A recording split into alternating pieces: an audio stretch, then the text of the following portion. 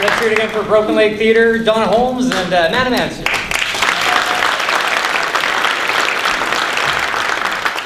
Now, Apple Blossom Sunday will represent the beginning of the 6th Valley Ghost Walk season.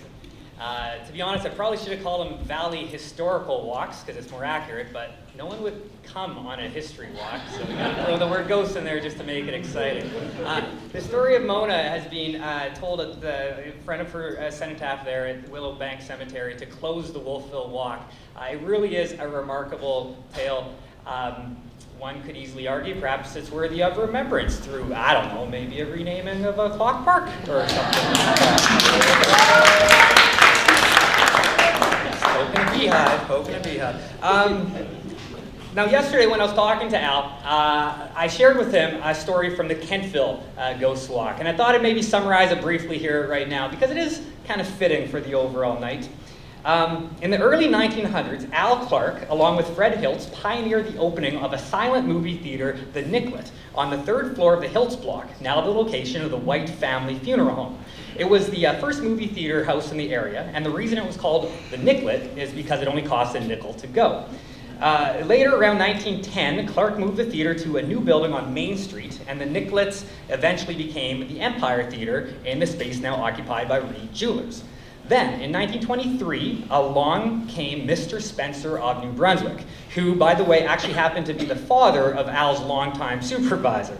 He wanted to buy the theater, but Clark refused to sell to him. So apparently Spencer hired workers and carpenters to pretend to build their own theater across the road in a vacant lot. Well, this convinced Clark and Hiltz to sell for fear that they might lose everything to their competitors. I just think that story is absolutely classic, leveraging the building of a pretend theater to get what they wanted. But when I told this story to Al, he wasn't too surprised by it. He said, those Spencers, they were very good business people.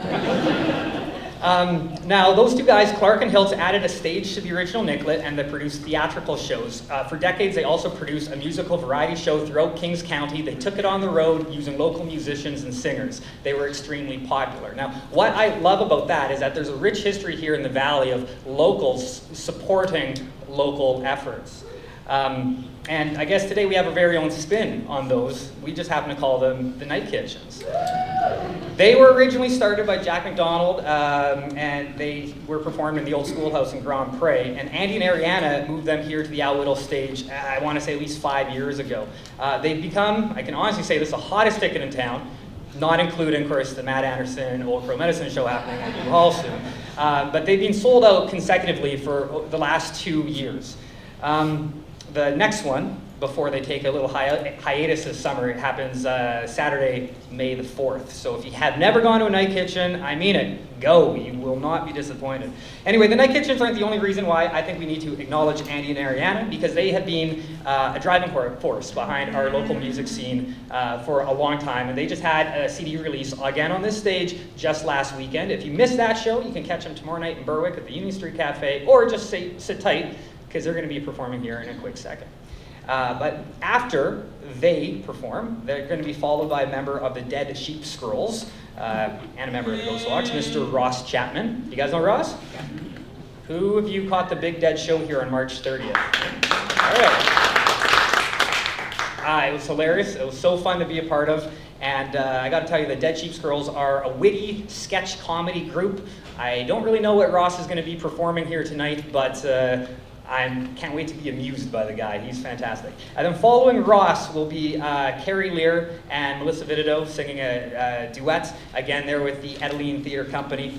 I didn't confirm this with them backstage, but I got it in my notes in an email, so I hope it's true. Very exciting news if it is. I just learned that Edeline will be performing a new original production here at the Whittle, February of 2014, called Lauren's Vale. So anyway, let's continue with the show. Let's start with Andy and Ariana, Ross Chapman, and then Carrie and Melissa.